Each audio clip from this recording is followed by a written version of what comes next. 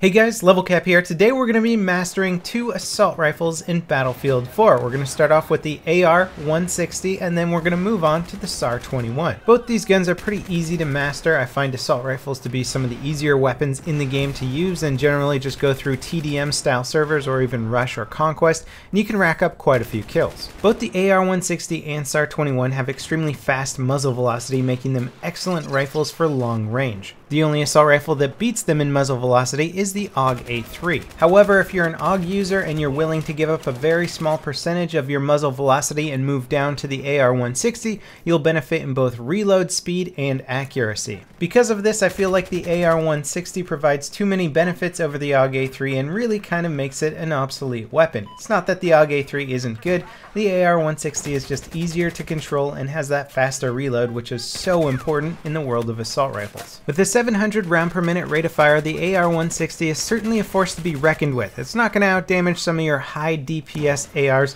in close quarters, but it's a great all-around rifle. Clocking in at around 700 rounds per minute, the AR-160 certainly can dish out the damage, but it's not crazy overpowered. It's a great balance of medium and long range. Close quarters, you can still definitely drop people just fine, especially if you're a marksman, but you're not going to outdamage guns like the AEK or the FAMAS. And personally, as somebody who really prefers accuracy over damage per second, the AR-160 definitely comes in high on my assault rifle list. It's probably not going to beat out the M416, which is definitely one of my favorite assault rifles, but it's pretty close. When outfitting this weapon, I came across a couple different combinations that I really liked, but I ended up sticking with a vertical foregrip and heavy barrel. This allowed me to maintain very good accuracy while side strafing, and this allowed me to win a lot of medium range and longer range firefights. If you step a little bit to the left, a little bit to the right, make yourself a harder target to hit mid-firefight, that can really throw off your opponent, but if it also throws off your aim, then it's not as worthwhile.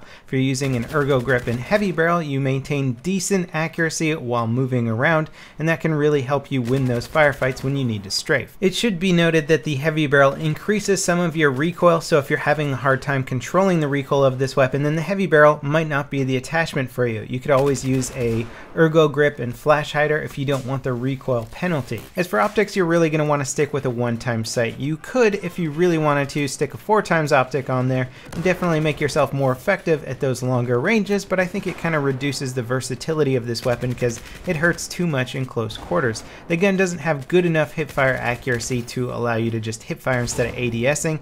If you got that 4x scope, it's going to be way too hard to ADS and hit somebody in CQB. As for picking a playstyle and server to get 500 kills with this weapon for the mastery dog tag, there isn't really too many requirements for this. It's such a versatile gun that it's going to be good in just about all situations. Here I am playing on Team Deathmatch Gulf of Oman, which was a fun map in Battlefield 3. The dust storm kind of mixes it up a bit, and as long as people aren't parachuting into the cheesy spots on this map, then I really like it. This server actually ended up playing really well for quite a while, and then players started parachuting into the rooftops, and it turned into a weird rooftop camping game, and I pretty much just left, joined a different game, and had more fun with the same gun. If you're playing a map like this that has lots of building destruction, I highly recommend running with a grenade launcher. There's a lot of people that run with defibrillators in Team Deathmatch.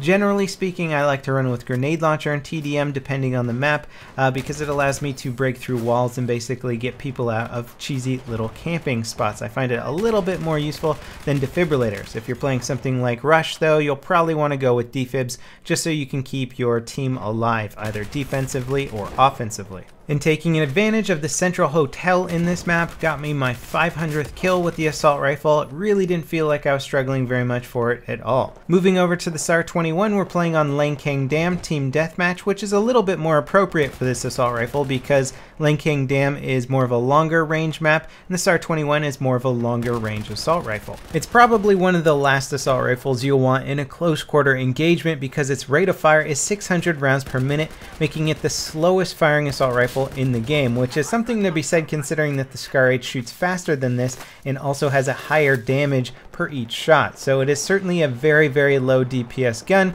You're going to want to maximize your range whenever possible. Now, I did try that heavy barrel and ergo grip combination with assault rifle, and I didn't quite like it as much as I did on the AR-160. This gun, you need to be very precise, which means that strafing left and right might mess with your precision a little bit too much, and I found that using the stubby grip and flash hider just generally speaking gave me better results at those longer ranges. Now, I found that the SAR-21 actually makes a very good newbie weapon on consoles. If you have trouble controlling your recoil on console gaming, the SAR-21 is very, very easy because it doesn't really have any vertical recoil, so you don't have to do any compensation while using the gun. It also has equal left to right pulling, so you don't have to do any left to right recoil compensation either. Now, although I am using a red dot sight on here, this is one of the few assault rifles I would recommend trying out a 3.4 or 4 times optic on here. You can actually be pretty darn accurate with this at ranges. It's not that great in close quarters, so you pretty much just want to try and avoid close quarters whenever possible. When you start to get really comfortable with this gun, you'll notice yourself getting a lot of back-to-back headshots even at further ranges, and it might surprise you how quickly you can down somebody with this weapon at further ranges compared to faster firing assault rifles. If you are a precise shooter, especially using something like a magnified optic, you can chain those headshots and you can down people incredibly fast. Playing on Silk Road, TDM can be that map if your team is doing well and you have the ability to basically play a little bit more offensively.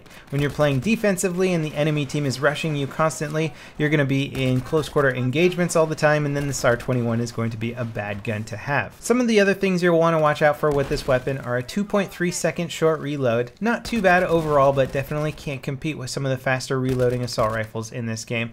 It also doesn't have a good default aiming down sight accuracy, which you would think that wouldn't make it good for longer range engagements.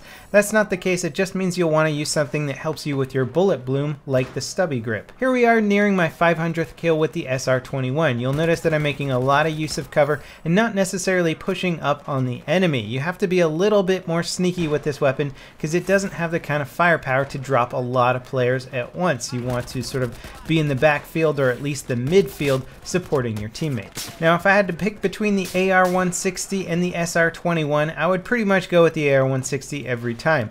The rate of fire makes it very useful, the faster reload makes it again even more useful, and it's still a very accurate weapon to use at longer ranges. I just don't think that the SAR-21's accuracy makes up for the fact that it lacks in pretty much every other department. That being said, if you practice a lot with the SAR-21 and you adapt your playstyle to really benefit its sort of backfield role, you can be incredibly good with it, and the scoreboard at the end of the round is definitely going to show you what kind of power this weapon has. Now, that pretty much wraps it up for this weapons mastery video. As many of you know, I'm trying to master all the primary weapons in the game, and there is a list of the remaining ones in the video description. Let me know in the comments which weapon you'd like to see me master next, and I'll see you guys next time. This is LevelCap, signing off.